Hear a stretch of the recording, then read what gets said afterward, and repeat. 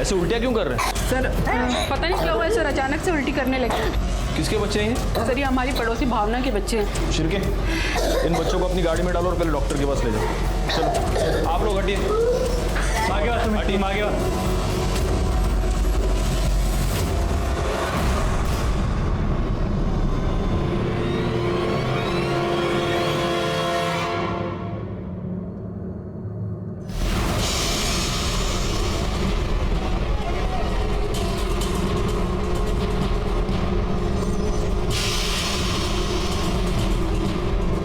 अपने करियर में इतने मर्डर्स देखे मोरे, लेकिन किसी को इतना ब्रूटली मारा हुआ पहली बार देखा है। इसको इस कुर्सी से बांध कर इतना मारा गया है, खासतौर पे चेहरे पे। नो डाउट इसके बच्चे बाहर उल्टे कर रहे हैं। सर बॉडी को पोस्टमार्टम के लिए भेजता। Okay sir.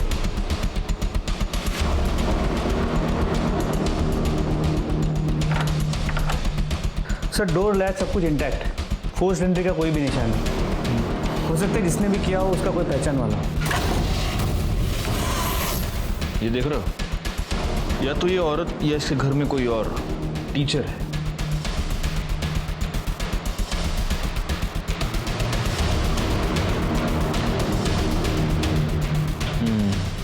प्लेट देखकर लग रहा है कि विक्टिम ने पहले खाना खाया है और फिर उसका मर्डर हुआ है।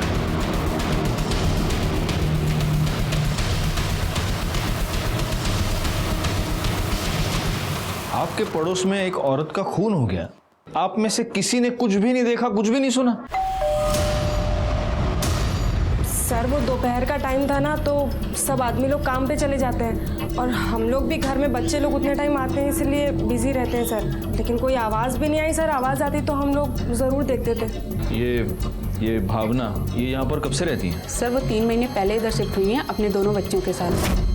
सर यहाँ के सारे बच्चों को ट्यूशन वही पढ़ाती थी, बहुत अच्छी लेडी थी सर। और इसका पति? पति के बारे में तो पता नहीं सर, मतलब भावना ने कभी बताया नहीं और हमने भी कभी नहीं देखा। तो मतलब इसके पति के बारे में किसी को कुछ भी नहीं पता? नहीं सर, कभी बताया ही नहीं।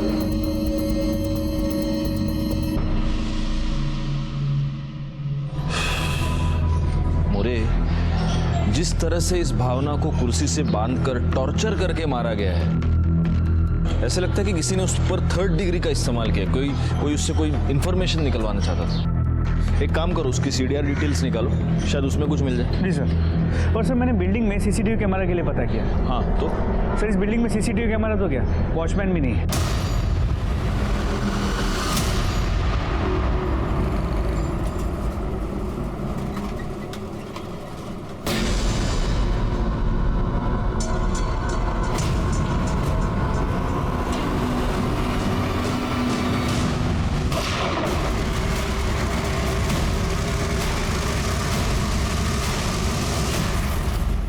सर भावना की पोस्टमार्टम रिपोर्ट मेल में आ गई है। सर उसकी मौत 9 तारीख को दोपहर 1 और 3 के बीच हुई थी। उसके चेहरे पे कई सारे इंजरी मार्क्स और गला दबाने की भी कोशिश की गई, लेकिन मौत की वजह एक्सेसिव ब्लीडिंग है। और मरने के पहले ना उसके साथ कोई सेक्सुअल असल्ट हुआ है ना कोई रेप। घर में चोरी का अटेम्प्ट नहीं हुआ है, सेक्सुअल असॉल्ट नहीं है, रेप अटेम्प्ट नहीं है, तो फिर मर्डर का मोटिव क्या हो सकता है? रिवेंज या फिर कुछ और? उसके बच्चे कैसे? सर डॉक्टर ने कहा उन्हें फूड पॉइजनिंग हुई थी, तो उन्हें 24 घंटे ऑब्जर्वेशन में रखने वाले हैं, जिसके बाद उसे डिस्चार्ज किया जाएगा। Food poisoning? हाँ बोला। क्या? नौरंग सिनेमा के पास? सर नौरंग सिनेमा के पास शूट आउट हुआ है। क्या? चला गया दिगड़े। साहब मैं अपना ऑटो साफ कर रहा था साहब, तो मुझे साहब अचानक से आवाज़ सुनाई दी साहब।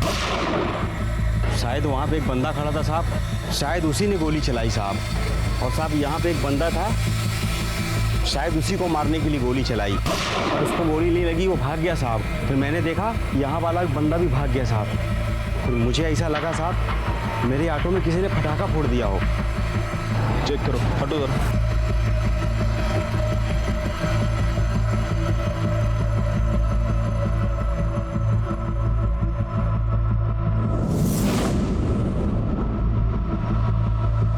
सर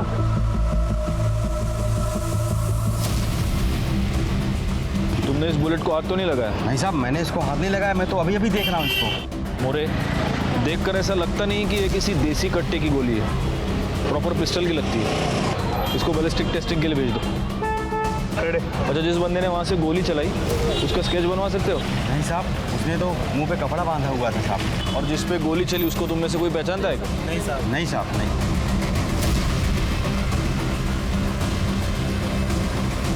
मोरे, उस सीसीटीवी कैमरे का सारा फुटेज चाहिए मुझे। सर, ये बच्चा अंश भावना मर्डर केस के बारे में कुछ बताना चाहता है। बताओ क्या? अंकल, मैं भावना मैम के पास पहले ट्यूशन पढ़ता था, तो फिर मैं 2 दिन ट्यूशन नहीं गया, तो तीसरे दिन मैम मुझे सड़क पे मिले।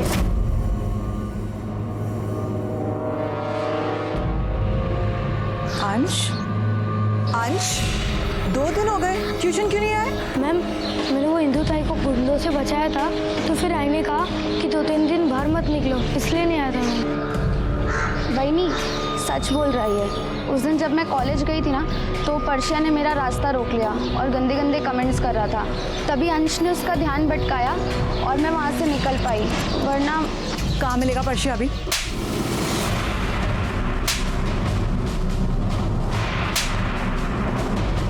क्या हुआ? लड़की को छेड़ रहा था।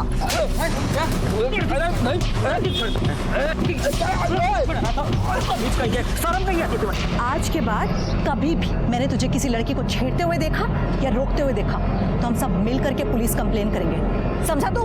फिर सब लोग के जाने के बाद पर्शिया बोल रहा था, तेरे को तो ऐसा सबक सिखाऊंगा ना, सारी टीचरगिरी निकल जाएगी तेरी।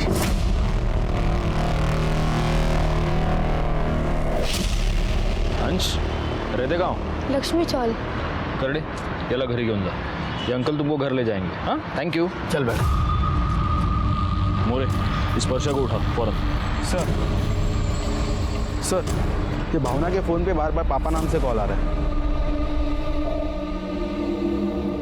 हेलो। हेलो, आप कौन बोल रहे हैं? पहले आप बताइए आप कौन बोल रहे हैं? हाँ, नंबर तो भावना नु छे। हाँ, ये नंबर भावना का है। आप उसके पापा हैं क्या? हाँ, ऐसा ही समझ लीजिए। तो उसके father in law Jagdish Ganatra बोल रहा हूँ। और आप? देखिए, मैं अंधेरी से सीनियर इंस्पेक्टर राजेश जाधव बोल रहा हूँ। भावना कहाँ है? अब उसका फोन आप लोगों के पास क्या कर रहा है? Mister Ganatra, I am very sorry to inform you, लेकिन आपकी बहू भावना का मर्डर हो चुका है। व्हाट? मर्डर? ये उसका फोन हमें क्राइम स्पॉट पर मिला। लेकिन कौन? क्यों? ऐसा कैसे हो सकता है? बच्चे कहाँ हैं? बच्चे ठीक हैं, लेकिन आप प्लीज जल्दी से जल्दी अंधेरी पुलिस स्टेशन आ जाइए। मैं अपना नंबर आपको भेजता हूँ।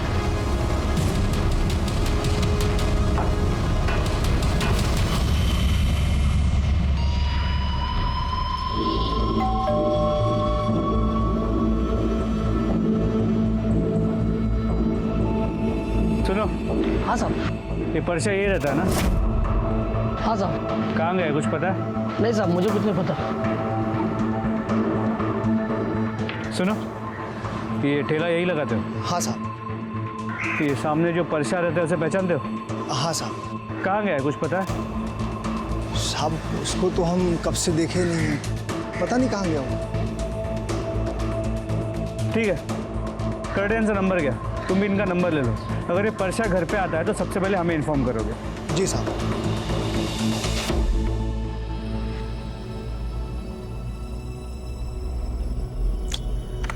मोरे, अब इसने तो गमछे से मुंह ढका है, ये दिख नहीं रहा है, लेकिन जिस पर गोली चली है वो तो साफ दिख रहा है।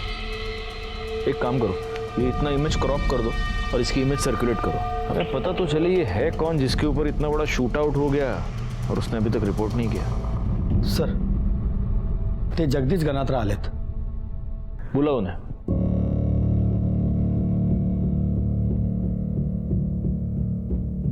सर, हमें भावना की बॉडी कब तक मिल सकेगी?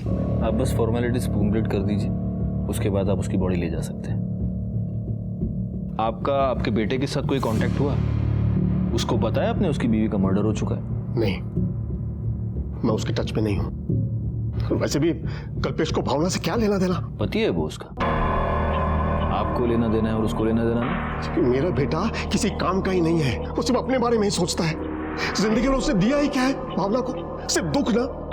इसलिए भावना ने जब अलग होने का निर्णय लिया तो उसने पति का सरनेम लगाना भी बंद कर दिया। उसने अपने मायके का सरनेम डेढ़िया लगाना शुरू कर दिया, ताकि कम से कम वो लोग तो उससे दूर रहे जिससे फ्रॉड करके कल्पेश आज घूम रहा है बाहर। किस तरह का फ्रॉड? रातों रात अमीर होने का फ्रॉड, लोगों को बेवकूफ बनाकर इन्वेस्टमेंट के नाम पे पैसे लेना और वापस न करना। आखिर ऐसा हुआ सर कि सुबह शाम घर के दरवाजे पर लेनदार खड़े रहते थे पैसे मांगने के लिए, और कल्पेश उन्हें पैसे लौटाने के बजाय रातों रात भावना और बच्चों को लेकर गायब हो गया। बाद में पता चला कि गोवा में है, तो वसूली वाले वहां भी पहुंच गए। अब ये वहां से भागकर मुंबई चला आया। अब जो पैसे देगा वो चुप तो नहीं बैठेगा ना सर, तो उन्होंने मुंबई का नंबर भी ढूंढ लिया, घर का पता भी। अब सुबह शाम फोन आने लगे, धमकियां मिलने लगी, जिससे बच्चों के ऊपर बहुत खराब असर पड़ा। तो भावना ने तय किया बच्चों को लेकर वो अलग रहेगी, कि कम से कम उन्हें तो अच्छी जिंदगी दे सके। उसने किससे पैसे लिए थे जानते हैं? अरे सर, कल्पेश सिर्फ एक को नहीं, कईयों को लूटा है। उसमें से 2 औरतों का नाम तो मुझे आज भी याद है। एक वो राजश्री पंड्या और एक विप्रा सेठ। और ये विप्रा सेठ तो 2 गुंडों के साथ हमारे घर भी पहुंच गई थी। मैंने कहा ना कि वो यहाँ पे नहीं है, और मुझे नहीं पता वो कहाँ पर है। मुझे खबर मिली है कि वो घर पर ही है। तो आपको गलत खबर मिली है, क्योंकि वो घर पे है नहीं। तुम झूठ बोल रही हो। ये राजश्री पंड्या और विप्रा सेठ, ये दोनों वडोदरा की हैं? जी सर। वडोदरा पुलिस से कांटेक्ट करके हमें राजश्री पंड्या और विप्रा सेठ की डिटेल्स निकालनी होगी। सर, एक आदमी ने बाइक चोरी की कंप्लेंट लिखवाई थी हमारे पास। वहाँ का सीसीटीवी फुटेज मैंने चेक किया। वो सीसीटीवी फुटेज में history sheeter Munna Dubey bike चोरी करते नजर आ रहे हैं।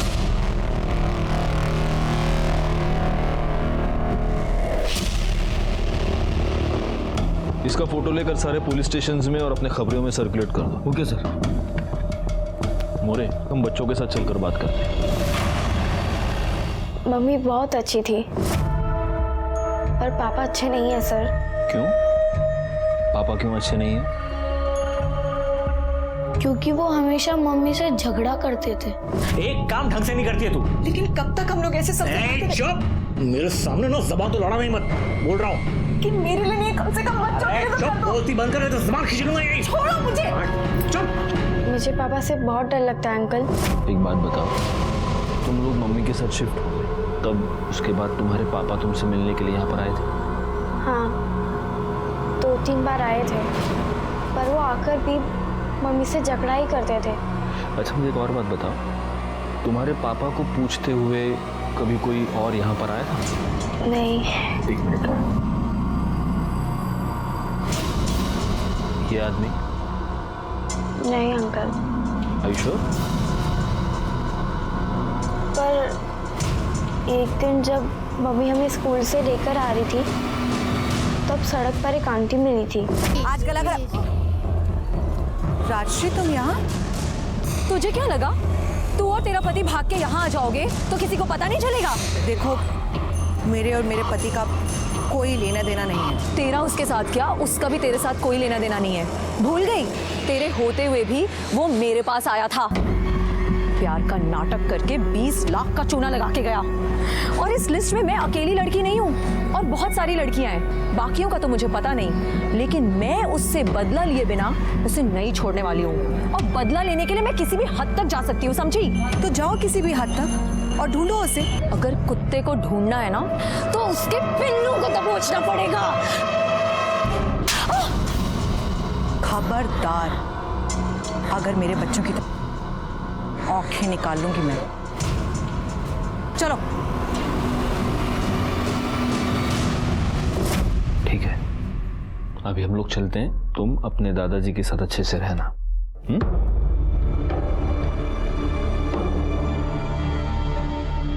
देखा सर, मेरा बेटा एक नंबर का कमीना इंसान है।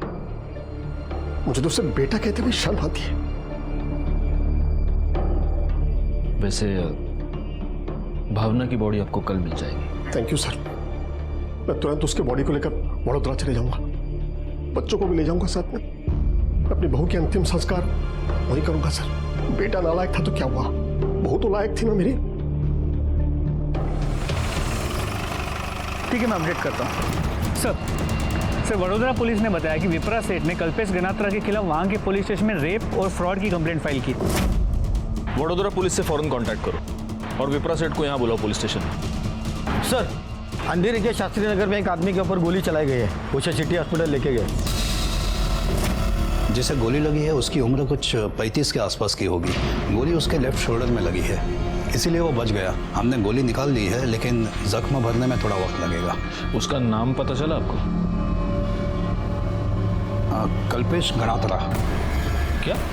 कल्पेश गणात्रा। सर, आज से कुछ दिन पहले भी मुझ पर गोली चलाई गई थी सर, लेकिन तब मुझे गोली लगी नहीं थी सर। तुमने उसकी पुलिस कंप्लेंट क्यों नहीं की? मैं डर गया था सर, मुझ पर गोली चली उसके बाद मैंने अपने आप को घर में ही कैद कर लिया था सर। मैं घर से बाहर निकला ही नहीं सर, और आज जब मैं घर से बाहर निकला तो फिर से किसी ने गोली चला दी। तुम भावना डेढ़िया के पति हो? हाँ, लेकिन आपको कैसे पता? हमें इसलिए पता है क्योंकि हम भावना डेढ़िया के मर्डर की इन्वेस्टिगेशन कर रहे हैं। 9 तारीख को किसी ने भावना के घर में घुसकर उसे बेरहमी से टॉर्चर करके मार दिया। ये कैसे हो सकता है सर? तुमको ये बात अभी पता चली? सर मैंने आपसे कहा सर, मैं मुझ पर गोली चली उसके बाद मैं घर से बाहर ही नहीं निकला सर। लेकिन सर उसके साथ मेरे वो 2 बच्चे भी थे सर, वो कहाँ है सर? तुम्हारे पिता उन्हें अपने साथ बड़ोदरा ले गए। They are fine now. Anyway, ये बताओ कि ये सब कैसे हुआ? सर, घर पे खाने के लिए कुछ नहीं था ना सर। मैं 2 दिन से भूखा था सर, तो मैं खाना लेने के लिए बिल्डिंग से बाहर निकला।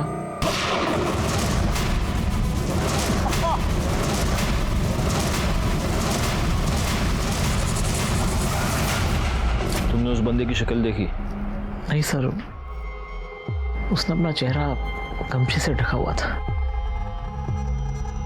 और पहली बार जब तुम पर अटैक हुआ था तब उसकी शक्ल देखी थी? नहीं सर, तब भी ढका हुआ था। क्या तुम्हें ऐसा लगता है कि ये दोनों अटैक्स एक ही आदमी ने किए होंगे? पता नहीं सर। तुम्हें किसी पर शक? जी नहीं सर। मोरे, इसके कंधे से जो गोली रिकवर हुई है वो डॉक्टर से ले लो और उसे बैलिस्टिक टेस्टिंग के लिए भेज दो। इसकी पूरी दुनिया के साथ दुश्मनी है, लेकिन इसको किसी पर भी शक नहीं। साला अजीब बात है। हाँ बोला। ठीक है, तुम उस पर नजर रखो। सर, बाइक चोरी केस में जो history sheeter Munna Dubey involve था उसे बोरीवली के बस स्टॉप पे देखा गया है। चलो। कुड़े वो लाल गमछा मोरे करड़े।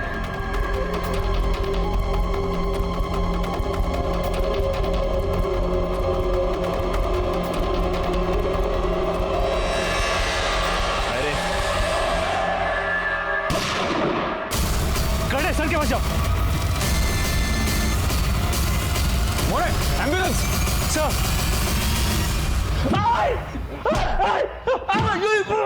इस वाले पे गोली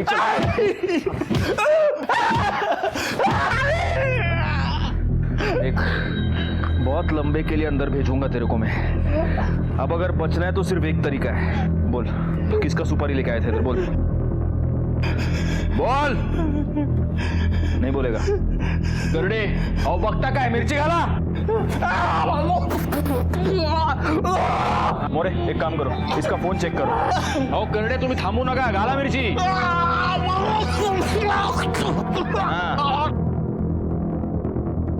करडे सर, कल्पेश। पानी पानी। कल्पेश गणात्रा की सुपारी दी थी तुम्हें? हाँ? किसने तेरे को सुपारी? बोल। गाला। बता दो साहब, बता दो। वो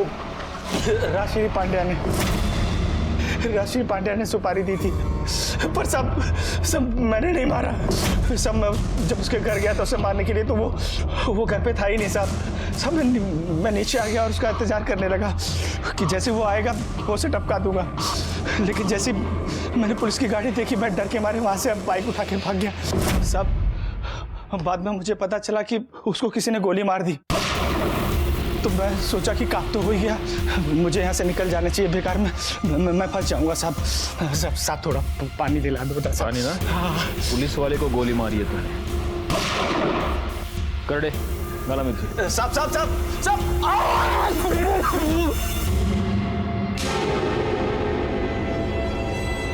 तो राजश्री पंड्या मैडम, तुमने भावना को टॉर्चर किया, उससे कल्पेश का पता निकलवाया और फिर तुमने कल्पेश की सुपारी दी। सर अगर मैंने उसके नाम की सुपारी दी होती तो आज वो जिंदा नहीं होता। मैंने भावना को टॉर्चर नहीं किया, मैंने उससे सिर्फ कल्पेश का एड्रेस मांगा था। कुत्ते को ढूंढना है ना तो उसके पिल्लों को दबोचना पड़ेगा। मांगा था, तुम्हारी भाषा में इसको मांगना कहते हैं। कल्पेश की सुपारी क्यों दी बोलो? सर दी तो नहीं थी, लेकिन अब देना चाहती हूँ। उसने मेरे साथ प्यार का झूठा नाटक किया सर, और उसी झूठे प्यार के पागलपन में मैंने उसके ऊपर 20 लाख रुपए लुटा दिए। कितना मजाक बना मेरा उसके बाद।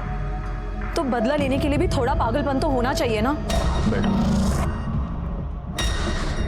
बैठो।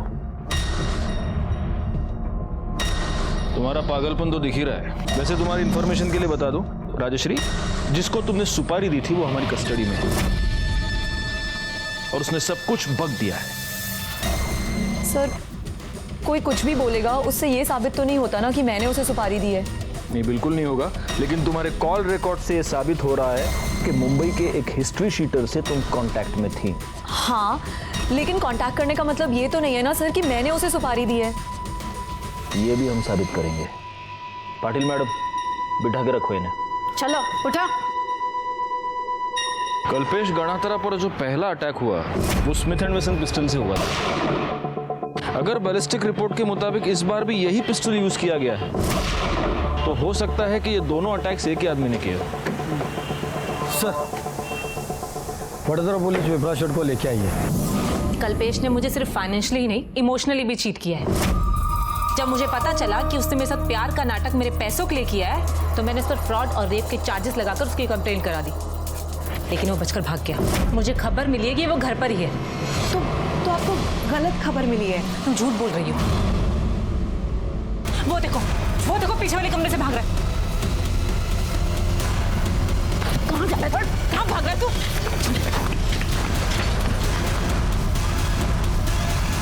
तुम्हें पता तुम्हारा पति लड़कियों को बेवकूफ क्यों बना रहा है? क्योंकि तुम जैसी अंधी औरत उसका साथ दे रही है। तुम्हें ये लगता है कि अपने कमीने पति का साथ देकर तुम पत्नी धर्म निभा रही हो। ये सब जो तुम कर रही हो ना, ये अक्लमंदी नहीं बेवकूफी है, समझे तुम? और तुम्हें जब ये पता चला कि वो मुंबई आ गया है तब तुमने उसके नाम की सुपारी दे दी। जब पहली बार वो बच गया तुमने दोबारा हमला करवाया, है ना? मैंने ऐसा कुछ भी नहीं किया, लेकिन बहुत अच्छा होता अगर मैं ऐसा कर देती, मुझे बहुत खुशी होती। लेकिन वो बचकर भाग गया और उसकी जगह वो बेवकूफ भावना मारी गई। अगर मैं उसके लिए सुपारी दे देती ना तो कल्पेश आज मरा होता और भावना जिंदा होती। सर, वडोदरा की ये दोनों औरतें तो बहुत ही गुस्से वाली है। मोरे, अगर वाकई इस कल्पेश गणात्रा ने प्यार के नाम पे इनके साथ फ्रॉड किया है तो उनका गुस्सा होना तो लाजमी है। एक काम करो, इस राजश्री के साथ साथ विप्रा के भी सीडीआर डिटेल्स निकालो। सर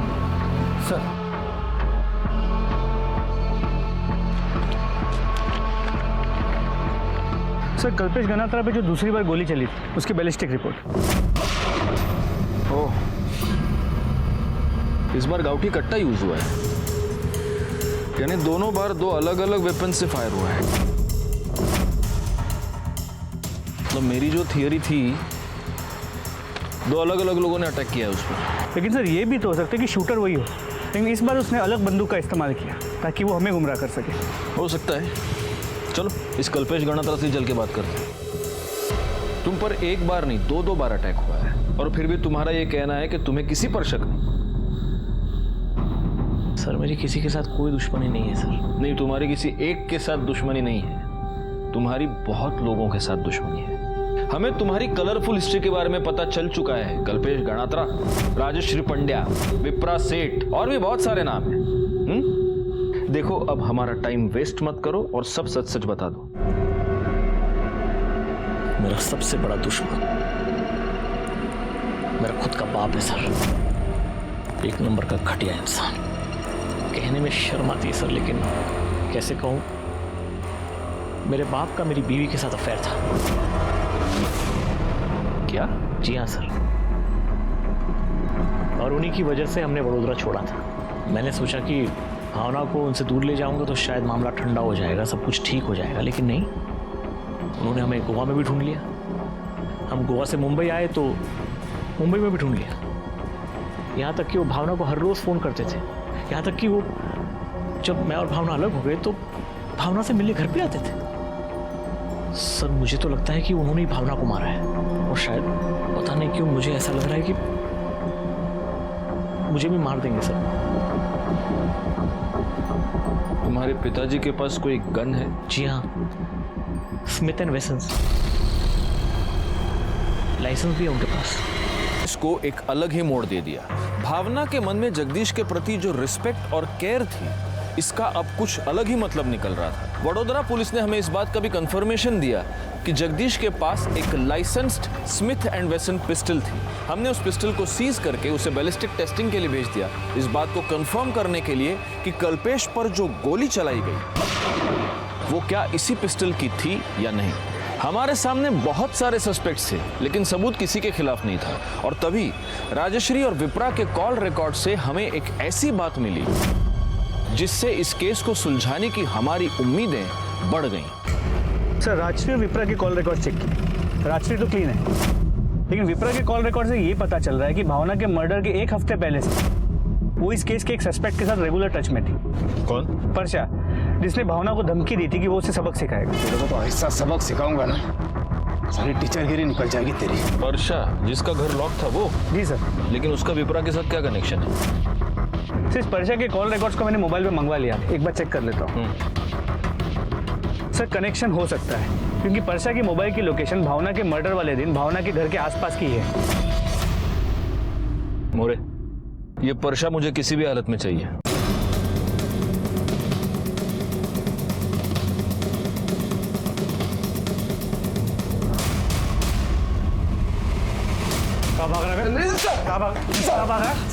सर मैंने कुछ नहीं किया सर।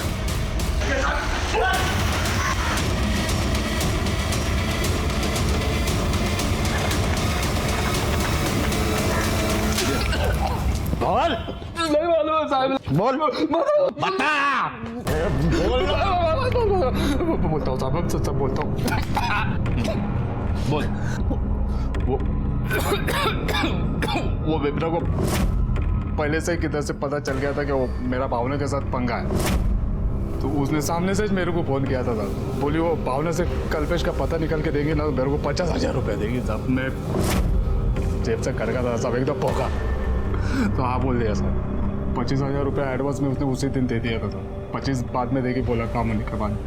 तो साहब मैं वो 9 तारीख को दोपहर को कुछ 2:30 बजे के करीब उसके घर पे गया था साहब। लेकिन मैं जब उधर गया ना तो मेरी बढ़ गई। वो भावना को किसी ने कुर्सी पे बांध के बुरी तरह मार दिया था साहब। वो पहले से मरी हुई थी।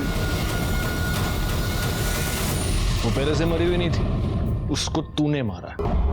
तूने उसको टॉर्चर किया कल्पेश का पता जानने के लिए, क्योंकि विप्रा ने तुझे सुपारी दी थी। टॉर्चर से भावना मर गई, तुझे कल्पेश का पता चल गया और तूने वो पता जाकर विप्रा को बताया, इसलिए विप्रा ने कल्पेश की सुपारी दी थी। आई शपथ करो बोलते हैं साहब, मेरे को नहीं मालूम है, मैंने कुछ नहीं किया है साहब। भावना के मर्डर के चार्ज में अरेस्ट हो गई। करडे, जोपर्यंत आप मर्डर से कबूल करत नहीं तब तक खिलाते रहो इसको। सर। और मोरे, बड़ोड़ा पुलिस को इन्फॉर्म करो ताकि वो विप्रा को अरेस्ट कर सके। परशा को इंट्रोगेट करने के बाद हमें ऐसे लगा जैसे हमने भावना मर्डर केस को सॉल्व कर लिया है। परशा को अरेस्ट कर लिया गया, लेकिन इससे पहले कि वडोदरा पुलिस विप्रा सेठ को अरेस्ट करती, वो फरार हो चुकी थी। लेकिन इससे हमें इस बात का कंफर्मेशन मिल गया कि हम राइट ट्रैक पर थे। बैलिस्टिक रिपोर्ट के मुताबिक कल्पेश पर जो गोली चलाई गई थी, जो ऑटो की सीट पर मिली थी, वो जगदीश गणात्रा के पिस्टल से ही चलाई गई थी। लेकिन जगदीश गणात्रा के पास इस बात की पक्की एलिबाई थी कि जब कल्पेश पर हमला हुआ तब वो खुद वडोदरा कोर्ट में मौजूद था। मुझे पता था आप लोग आने वाले हो, लेकिन आप लोग मुझे अरेस्ट नहीं कर सकते। मैंने पहले ही एंटीसिपेटरी बेल ले ली है। आप अपने वकील होने का इतना फायदा उठाएंगे तो हमें भी पता है, लेकिन हम आपको अरेस्ट करने नहीं, आपसे कुछ सवाल पूछने हैं। बैठिए, बैठ के बात करते हैं। बैठिए।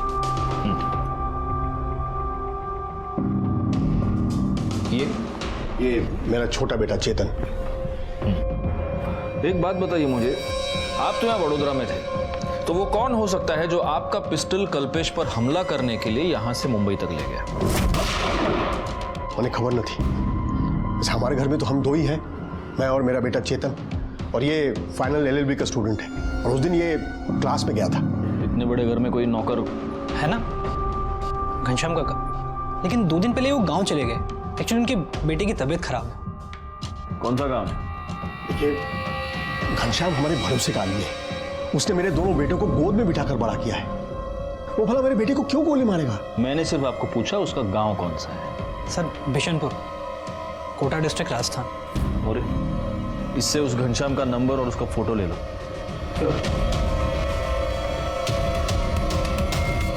अगर आपके सवाल खत्म हो गए तो क्या मैं जा सकता हूं? अर्जेंट मीटिंग है। नहीं, एक फाइनल सवाल, आपका और आपकी बहू भावना का कब से अफेयर चल रहा था? What? आशु बकवास है। आप ऐसा सोच भी कैसे सकते हैं? भावना मेरी बेटी जैसी थी। ये मैं नहीं कह रहा हूं, ये आपका बेटा कल्पेश कह रहा है कि आपका उसकी बीवी के साथ, यानी आपकी बहू के साथ अफेयर चल रहा था। मेरे बाप का मेरी बीवी के साथ अफेयर था। कल्पेश भी था। वो अपने बाप और बीवी के बारे में इतनी गंदी बात सोचता है कि मुझे पता ही नहीं था। आप अक्सर उसके घर आते जाते थे, दिन में 3-3 बार उसको फोन करते थे। इसका क्या मतलब था? क्या मतलब है? मतलब वो मेरी बहू थी, मेरे पोता पोती उसके पास थे, तो वो कैसे हैं जानने के लिए मैं उन्हें फोन करता था। सर, घनश्याम के कॉल रिकॉर्ड्स और मोबाइल लोकेशन के मुताबिक वो राजस्थान के बिशनपुरा गांव में है। 9 सितंबर को सुबह 10 बजे उसका फ़ोन बड़ौदा में स्विच ऑफ है और 11 सितंबर को बिशनपुरा गांव में ऑन हुआ है। सर, वडोदरा से मुंबई जाने में कितना टाइम लगता है? सर, करीब 7 से 8 घंटे। और वडोदरा से ये कोटा बिशनपुरा? तो हो सकता है 10 से 11 घंटे हो। लेकिन सर, आप ये सब क्यों पूछ रहे हैं? इसलिए पूछ रहा हूँ क्योंकि शायद कल्पेश पर जो अटैक हुआ है उससे इस घनश्याम का लेना देना हो सकता है। जगदीश हमसे कुछ छुपा रहा था, पर वो क्या छुपा रहा है ये तब क्लियर हुआ जब हमने उसके कॉल रिकॉर्ड्स एक बार फिर खंगाले, और फिर हमने बिना देर गंवाए जगदीश को पुलिस स्टेशन बुला लिया। 12 और 13 तारीख को जब आप मुंबई में थे तब एक नंबर पर आप लगातार कॉल कर रहे थे, और जब हमने पता किया तो हमें पता चला कि वो नंबर बैजू ढोलकिया का है, जो मुंबई अंडरवर्ल्ड में सूरती चिकना नाम से जाना जाता है, शार्प शूटर है। उसको क्यों फोन कर रहे थे आप? क्योंकि सर वो मेरा क्लाइंट है, तो केस के सिलसिले में बातचीत होती रहती है। अच्छा, मतलब मुंबई अंडरवर्ल्ड में भी आपके क्लाइंट्स हैं? तो सिर्फ फोन पे बात करते हैं या मिले भी है आप इस शार्प शूटर से? नहीं सर, ऐसी कभी कोई जरूरत ही नहीं पड़ी। मिस्टर गणात्रा, एक वकील की याददाश्त कमजोर हो ये उसके सेहत के लिए अच्छा नहीं होता। 12 और 13 तारीख को जब आप मुंबई में थे तब आप सूरती चिकना से मिले थे। उसी रात आपने अपने बैंक अकाउंट से 2 लाख रुपए निकाले। मतलब मोरे, मैंने आज तक देखा है कि क्लाइंट्स अपने वकील को पैसा देते हैं, ये मैंने पहला वकील देखा है जो अपने क्लाइंट को पैसा देता है। गणात्रा? एक्चुअली सर वो मैं मिस्टर गणात्रा, झूठ बोलने से पहले आप 10 बार सोचिए, क्योंकि आपका ये सो कॉल्ड क्लाइंट सूरती चिकना हमारी कस्टडी में है और वो सब कुछ बोल चुका है, सब कुछ। क्या करता सर मैं? कल्पेश ने मुझे मजबूर कर दिया था। मुझे पता है भावना की मौत भी कल्पेश की वजह से हुई है, और अगर ये कल्पेश जिंदा रहा तो उसकी कीमत उसके बच्चों को चुकानी पड़ेगी। इसलिए मैंने सोचा कि इतने लोगों के मरने से तो अच्छा है कि वो कल्पेश ही मर जाए। और इसलिए आपने अपने ही बेटे की सुपारी दे दी? लेकिन वो गधड़िया शार्प शूटर, सरासिम नाम का शार्प शूटर है, एक गोली भी ढंग के नहीं मार सकता। उसने कल्पेश को इंज्योर करके छोड़ दिया। जिंदगी भर उसके बच्चों के सर पे उसके बाप के किए की तलवार टंगी रहेगी। हमेशा ये डर बना रहेगा कि कैसे है वो लोग। ठीक तो है ना?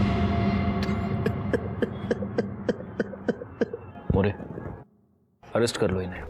सर सेकंड शूटआउट तो सॉल्व हो गया, पर फर्स्ट शूटआउट और भावना मर्डर केस में अब भी हमारे पास कोई पुख्ता सबूत नहीं है। जो कुछ भी हो सब सर्कमस्टेंशियल है, कोर्ट में सब वीक पड़ जाएगा।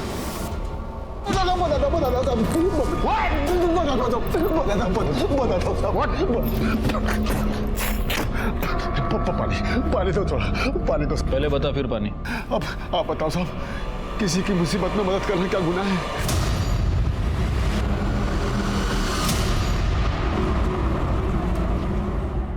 लो मोरे, वड़ा पाव खाओ। नहीं सर, मुझे नहीं। क्यों?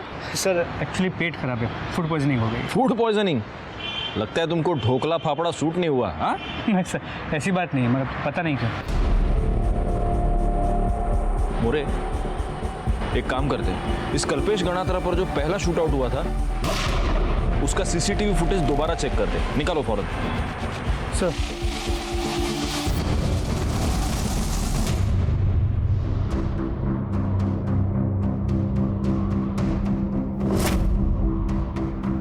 क्लिनिक का नाम देख रहे हो मोरे? Doctor Deshmukh clinic. एक काम करो, भावना की पीएम रिपोर्ट और खुशी और रुशील के डिस्चार्ज पेपर्स लेकर आओ। सर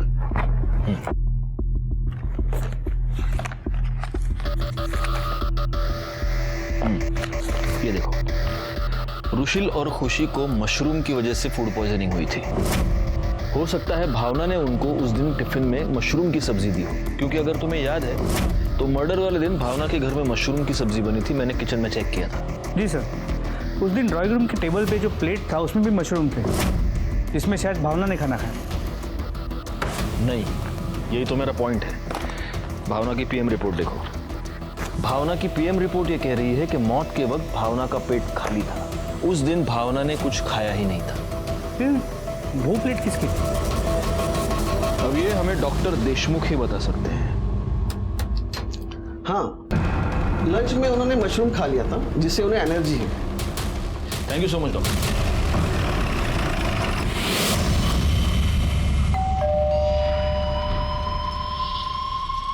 जरा दरवाजा खोलो, तुमसे बात करनी है।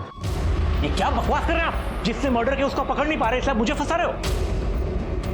अच्छा, भावना के मर्डर के बारे में तुम्हें पहले से ही पता था, लेकिन जब हमने तुम्हें भावना के मर्डर के बारे में बताया तब तुमने इतना लाउड रिएक्शन दिया जैसे तुम्हें कुछ पता ही ना, जबकि एक दिन पहले तुमने खुद घनश्याम को भावना के मर्डर के बारे में सब कुछ बताया था। साहब, कल्पेश ने 9 तारीख को पीयूसी से मेरे को फोन किया और मुझे बताया कि भावना बिटिया को किसी ने जान से मारा है। यार मुझे कुछ समझ में नहीं आ रहा आप क्या कह रहे हैं। करडे, समझाओ इसको। एक मिनट, मैं बताता हूँ, बैठो। बोलो।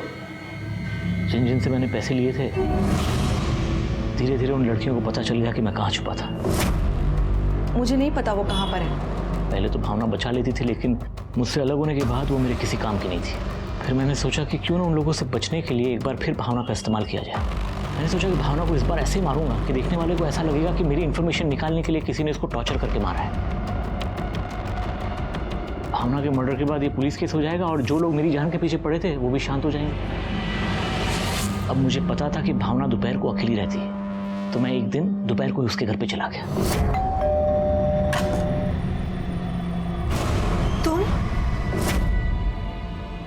देखा मोरे, तुम्हारे फूड पॉइजनिंग ने एक मर्डर के सॉल्व कर दिया। क्या आप कल्पेश जैसे आदमी को इंसान कहेंगे? मैं तो नहीं कह सकता। उसने ना सिर्फ भावना को टॉर्चर करके मारा, बल्कि उसी के लाश के सामने बैठकर बाद में खाना भी खाया। एक जानवर भी ऐसी वहशियाना हरकत नहीं कर सकता। कल्पेश का यही वहशीपन उसके लिए जुर्म की सबसे बड़ी दस्तक थी, जिसे वो समझ नहीं पाया और आज अपनी सारी उम्र वो जेल में काट रहा है। भावना ने इंदु को तो न्याय दिलवाया, लेकिन वो इस बात को बहुत देर से समझी कि कल्पेश के रूप में वो एक अपराधी को बचा रही है। वो भी जुर्म की दस्तक को सुन नहीं पाई और अपनी जान गंवा बैठी। जिन बच्चों का उज्जवल भविष्य वो देखना चाहती थी, अब वो उन बच्चों को कभी देख ही नहीं पाएगी और वो बच्चे भी उम्र भर अपनी माँ के लिए तरसते रह जाएंगे। मैं सीनियर इंस्पेक्टर राजेश जाधव आपसे विदा लेता हूँ। दोबारा मिलूंगा तब तक सतर्क रहिए और देखते रहिए क्राइम पेट्रोल दस्तक, क्योंकि मकसद बताना नहीं, बचाना है।